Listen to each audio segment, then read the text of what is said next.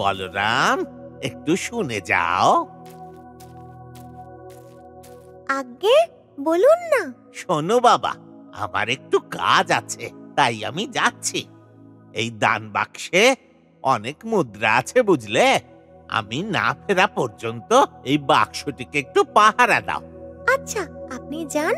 আপনি যতক্ষণ না আসছেন আমি দেখছি।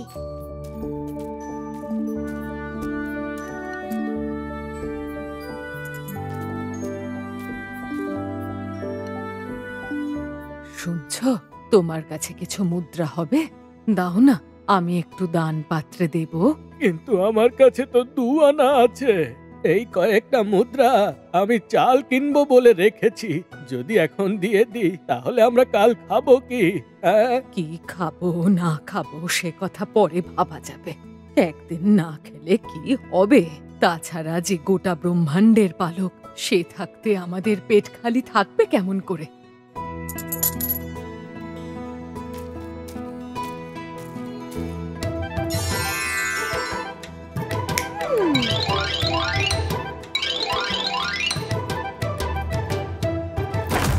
আরে, ওদিকে এত জোরে শব্দ হলো, কি পড়লো? আরে, এখানে তো দেখছি কেউই নেই। কে জানে এত জোরে শব্দ কোথা থেকে হলো? হ্যাঁ, আরে, এই দানপাত্র কে ভাঙলো? এর মুদ্রাও তো নিয়ে গেছে। কে করলো এটা? এখানে তো কেউই নেই। প্রধান পুরোহিত এলে তাকে কি উত্তর দেব? আরে বলরাম, তুই কোথায় যাচ্ছিস? আমি জগার কাছে যাচ্ছি। আমাদের বাড়িতে পিঠে হয়েছে তো, ওনার জন্য নিয়ে যাচ্ছি। আরে বলরাম, তুমি আজ গুরুকুলে যাবে না? হ্যাঁ, যাব। আগে জগাকে পিঠে দিয়ে আসি, তোমরা একটু দাঁড়াও। আচ্ছা, আসছি।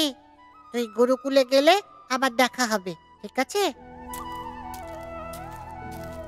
ও, বলরাম তাহলে জগার কাছে তাকে ভোগ দিতে যাচ্ছে। চলো, আমরা কিছু করি যাতে বলরাম গুরুকুলে আর যেতেই না পারে।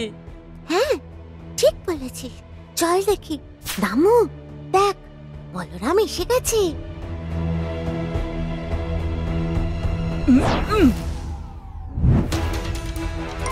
তোর বাবা, কিছুই তো হলো না।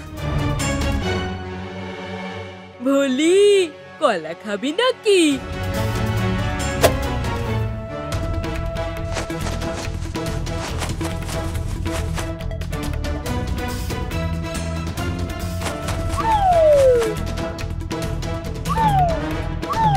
দূর, আবার বেঁচে গেল। আরে, তোমরা দুজন এখানে কি করছো? বলরাম জগাকে ভোগ দিতে যাচ্ছে, আমরা তাকে আটকাতে যাচ্ছি। সরে যাও এখান থেকে। না, দাঁড়াও, আমরাও তোমার সাথে যাব।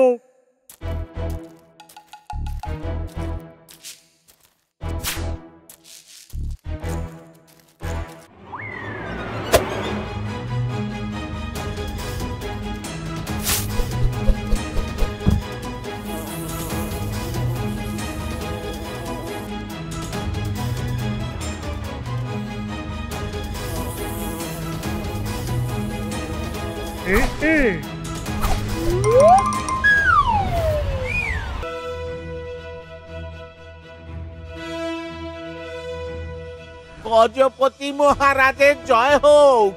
মহারাজ, আমি একটি অশুভ খবর নিয়ে এসেছি।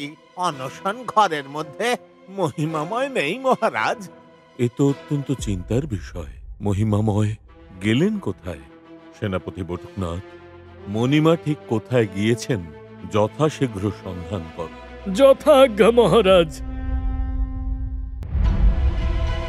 হে মহাবাহু, এই সাধারণ সেবকের দ্বারা কি এমন ভুল হয়ে গেল যে আপনি কিছু না জানিয়ে এখান থেকে চলে গেলেন? যদি কোনো দোষ হয়ে থাকে কৃপা করে আমায় ক্ষমা করে দেবেন প্রভু। বড় দেউলে ফিরে আসুন প্রভু, না হলে আমি অনাথ হয়ে যাব প্রভু। মাসি, কেঁদো না। কি হয়েছে বলো? আমি হিন্দু নই, আমি মন্দিরের ভিতরে গেলে বিগ্রহদের আবার স্নান করাতে হবে, তাই এই ভেবে আমি ভোগ তোকে দিতে বলেছিলাম। ওহো, বুঝেছি। তুমি তার মানে আমি হিন্দু না হলেও আমার পরিবারের সবাই জগন্নাথ দেবের ভক্ত। আমি তাকে ঘরে লুকিয়ে লুকিয়ে পুজো করি। আমি ছোটবেলা থেকে তাকে পুজো করে আসছি।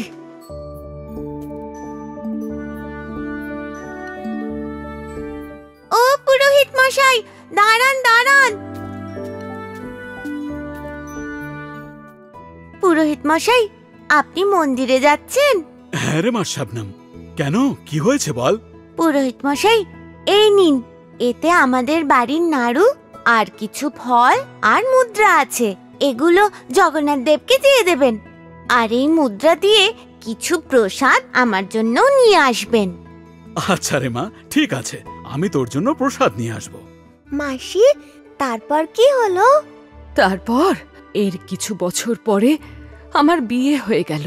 তারপর আমি শ্বশুর বাড়ি চলে এলাম, আর এখানে এসে দেখলাম বাড়ির সামনে একটা বিরাট নিম গাছ আছে।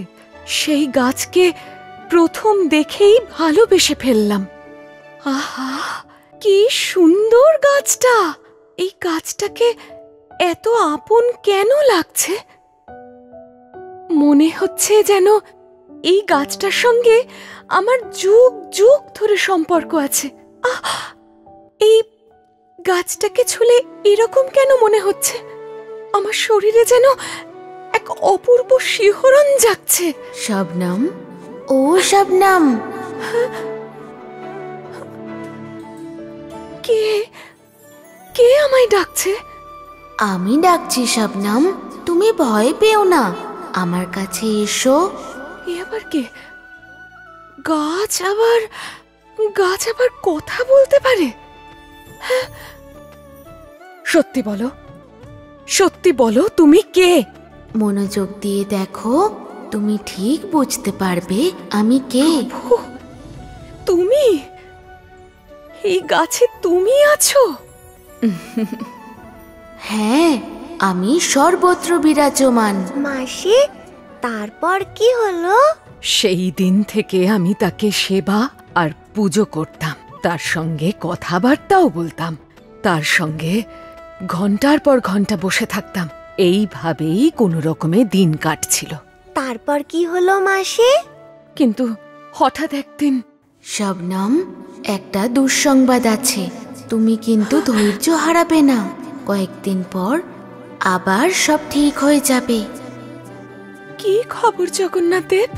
পুরীর রাজার লোকজন এসে আমাকে এখান থেকে নিয়ে যাবে। বাবা, আপনি তো কালকে মঠে থাকতে গিয়েছিলেন, তাহলে ওখানে কি এমন হলো আপনি এখানে ধ্যান করতে বসেছেন? হ্যাঁ রে বাবা, গিয়েছিলাম, কিন্তু তারা থাকবার স্থান আমায় দেননি। হয়তো প্রভু জগন্নাথ এটা চাননি যে আমি ওখানে থাকি। আপনি চিন্তা করবেন না, আমরা বরং এই জায়গায় ছোট্ট একটা কুটির গড়ে নেব। ভাই গটরু, আমি কালকে স্বপ্ন দেখেছি। হ্যাঁ, তাই নাকি? তাহলে কি দেখলি বল? হ্যাঁ, আমি রাজা হয়ে গেছি, আর আমার সঙ্গে 8 জন রানী আছে। আমি তাদের সঙ্গে চোখে কাপড় বেঁধে কানামাছি খেলছি, কিন্তু কাউকেও ছুতে পারছি না। শেষে একজন রানীকে ধরে ফেললাম, তারপর আমার ঘুম ভেঙে গেল। তারপর চোখ খুলে দেখলাম একটা কুকুর এসে আমার পাশে শুয়ে আছে, আর আমি তাকে ধরে আছি। হ্যাঁ? তোর যোগ্যতা অনুযায়ী তুই ঠিক জিনিসকেই ধরেছিস। তুই শুধু কুকুরের রাজাই হতে পারিস, বুঝলি? কিন্তু দেখবি, একদিন আমি সত্যি কোনো রাজ্যের রাজা হব। হ্যাঁ, আমার প্রজারা আমাকে ডাকবে মহারাজ গটরু। হ্যাঁ, আর আমি? আরে তুই তো স্বপ্নে রাজা হয়ে গেছিস, এখন আর কি দরকার? হ্যাঁ, আর যদি তুই চাস, আমার সেবক হয়ে থাকতে পারিস। হ্যাঁ ভাই গটরু, দেখ দেখ, এই বলরাম একজন সাধু বাবাকে সঙ্গে করে এনে বাড়ি বানিয়ে দিচ্ছে। হ্যাঁ হ্যাঁ, আরে তাই তো। চল ওদিকে চল, আমরা দুজন এখানে থাকতে কার এত সাহস?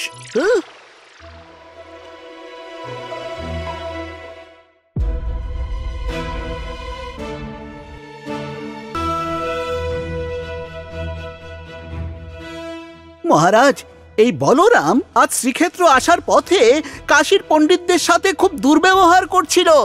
ওকে অনেক করে বারণ করা সত্ত্বেও ও ওদের কাজে বাধা সৃষ্টি করছিল।